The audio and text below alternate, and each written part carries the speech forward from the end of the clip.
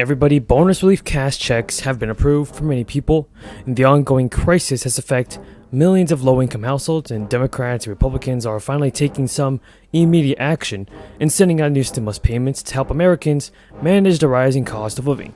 New actions planned to tackle inflation for families and seniors have also been unveiled, and here is the latest news on this. In the state of Indiana, automatic taxpayer refund checks have been printed and mailed out. According to the Indiana State Auditor, more than 500,000 payments have been sent, and now in a statement they said, "We successfully completed printing on September 21st and sent the last batch of automatic taxpayer refund checks to the Postal Service on the 22nd. So most Indiana residents who filed a 2020 tax return in 2021 should have received their automatic taxpayer refund via direct deposit or mail check by now.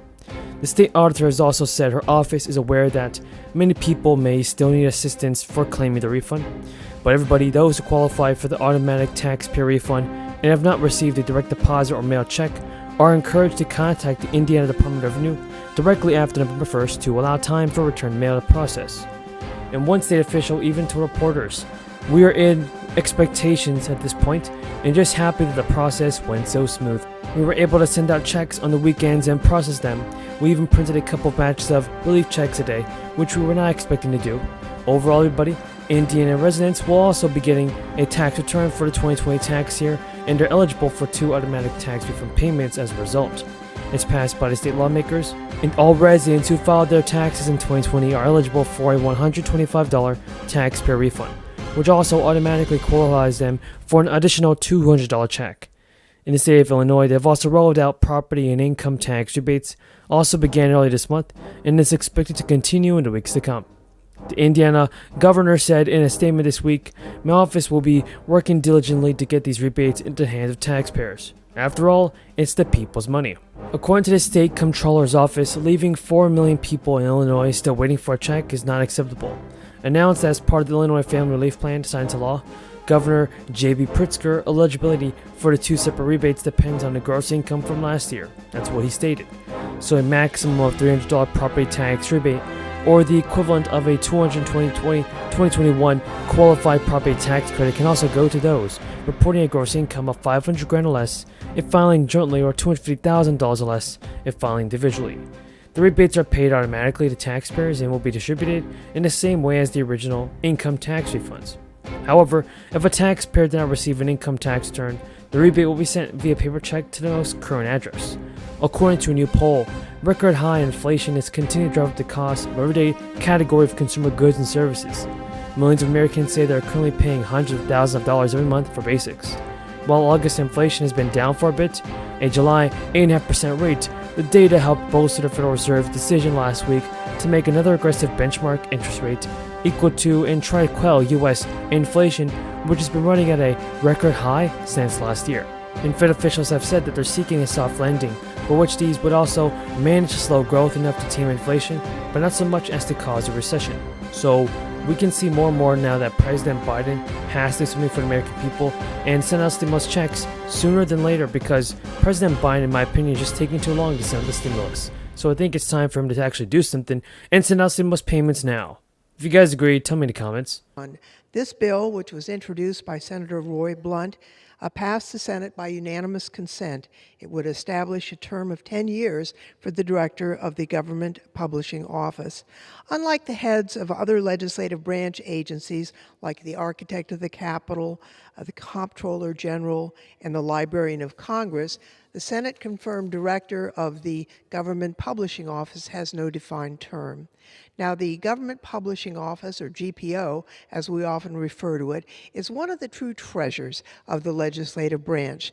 Since it was founded in 1861, it has grown from a modest operation to one of the world's largest and most renowned information organizations. Every day, GPO provides the government and public both conventionally printed products like the Congressional Record and passports, and digital services like ebooks, digital publishing, mobile access, and more. It also plays a key role in continuity of government in case of an emergency. Over the course of the past several years, we've seen firsthand the importance of effective leadership at GPO. The COVID-19 pandemic caused the largest disruption to agency operations since the Civil War. But thanks in no small part to the leadership of Director Hugh Halpern, GPO provided top-notch, uninterrupted service to Congress to ensure that we were able to provide relief to American families, communities, and small businesses. And the agency did so thoughtfully and responsibly with the discipline needed to stay safe as possible. In fact, one prominent business award organization named GPO, quote, the most valuable employer during the COVID-19 pandemic. This bill would bring the GPO in line with the rest of the legislative branch and establish the same tenure term for its director that currently exists for the Architect of the Capitol and the Librarian of Congress. As with those agencies, the director of the Government Publishing Office would be eligible for reappointment, and given his track record, certainly would have earned it. Formalizing the term of the director will ensure that the agency has effective leadership and allow for increased transparency and accountability. And for these reasons, I encourage my colleagues to support this piece of legislation. And, Mr. Speaker, I reserve the balance of my time. The gentlelady reserves. The chair recognizes. The next round of stimulus checks will be going out to Americans next week, and lawmakers have said that there are eligibility requirements that have to be met in order for you to qualify. These stimulus payments are worth $500. Watch until the end for the exact details on the stimulus program. About 300,000 low-income essential workers will receive $500 in relief checks next week from the Baker administration. Payments will be mailed to eligible residents, and that's beginning on Monday. It's all part of the Crisis Essential Employee Premium Pay Program. The House Speaker shared in a Twitter post that we are proud to establish this program through our American Rescue Plan Act. The essential workers who work to keep the Commonwealth running during the height of the crisis deserve nothing less. In order to be eligible, people must have lived in Massachusetts on or before June 15th, or been a part-time resident between June 1st and June 15, 2021. People must have earned at least $13,000 with a total income below 300% of the federal poverty level. The maximum income for a single filer must be no more than $38,000, and a household of 2 people can make no more than $2,000. People who receive one of the first round of $500 checks sent to about 480,000 people are not eligible for the second round.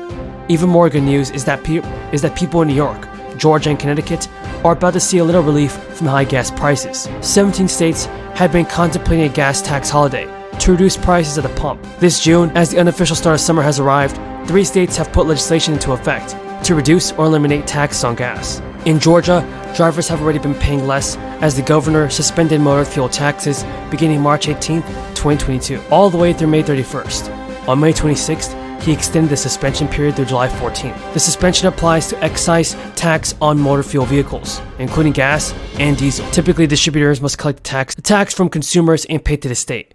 During the suspension, distributors are not required to pay the motor fuel excise tax. The amount of tax will be calculated on a complex formula related to the average miles per gallon of vehicles registered in Georgia, and then adjusted for changes in fuel efficiency and the Consumer Price Index.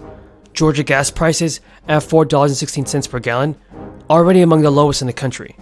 New York adopted a similar process to save drivers and gas stations money on fuel by reducing the state's fuel tax. According to experts, New York's gas prices are currently among the highest in the country, around $5 a gallon. And some people are worried that it will not help New Yorkers enough.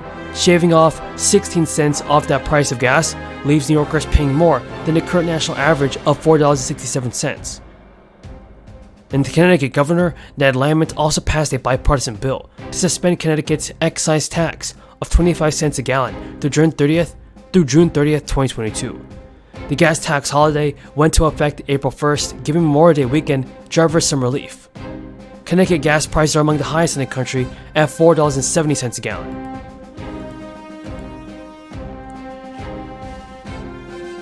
It's also official that President Biden has signed the new bill into law. Americans can expect to receive an even larger stimulus check very soon from the government. Most people have already filed their taxes, doing so before the April 18th deadline. So, they may be wondering why they haven't received the tax refunds yet. Well, despite the tax season for 2022 having already started, the IRS was reportedly still behind by around 8 million tax returns that have not been processed from 2020. CBS News reported that back in April, there were about 15 million unprocessed tax returns from the last 2 years. Generally, if your refund is delayed for more than 45 days, the IRS will pay interest on the total. Starting July 1st, the interest increases from 4% to 5%, compounded daily. That they're having is very important for the moment. So does he consider this compromise that is potentially taking shape to be wide-ranging? Well, what he's calling for clearly, and we've heard him talk to this on Thursday when he talked about how it is enough, and how when he went to Texas, Uvalde, the parents that he met with for more than 3 hours asked him to do something, asked for Congress to do something, and this is what we're seeing now. We believe Congress needs to act, and what we're seeing is that they're taking those actions by having this conversation, by having these negotiations to act. And again, we haven't seen these types of steps in a long time, and so the president is encouraged by it. He welcomes it. We have to see what will come out of the negotiations. You said he's giving them space. I mean, he's not in regular communication with either the Democrats or Republicans involved in that I'll say compromise. this. What I can say is that, I'm not going to, as we like to say, we don't read out any private conversations, and I've mentioned this last week, our Office of Leg Affairs, his Office of Leg Affairs, have been in constant communications since the Uvalde shootings, more than dozens of conversations with leadership in Congress, with the negotiators, and also with staff. So that has been continuing. So his staff has been very involved in that. One more thing I do want to add. Senator Chris Murphy was on one of the networks here, and he said that he has been in constant communication with us every day during this time of negotiation, and he also said that he believes it's time for the Senate to make a move, and it's time for the Senate to take action. Okay, I'm going to just go around. I'm going to go back a little bit, but go ahead, Mary. Just following up on that, I think trying to get a sense of how the president defines success when it comes to this issue. I mean, you note those pleas to do something. Is doing something, even if it is far short of, obviously, sort of the sweeping legislation that the president's looking for, is that still a success in the president's mind? Well, I think the way that the president, and he has said this, right, which is, yes, he has laid down a sweeping list of actions. He did that very passionately and very effectively on Thursday. And what he is saying, because the parents, what he heard directly from the parents in Uvalde and families, is that they just want to see some action. They want to see that Congress actually can put their politics aside and come in a bipartisan way and deliver something. And when you think about the red flag law, I know Nancy was asking me about that. 72% of Americans want the red flag law, and so that's encouraging. That is important. And if you think about it too, if you look at the shootings in the past, Parkland, if the red flag law was in place back in 2018, that would have prevented, if it was enacted, that would have potentially prevented that tragedy. So, and now Florida has that red flag law, and it has prevented tragedy in the state. So there are things here that are very important. I think that are going to have some impact. Of course, the president's always going to call for more, but we want to see action, and that's what we're hoping to see with the negotiation that's currently happening in the Senate. And on the timing of all this, Leader Schumer wants to give enough time for negotiators to try and find some common ground, but also wants to be able to get, especially Republicans, on the record on where they stand here.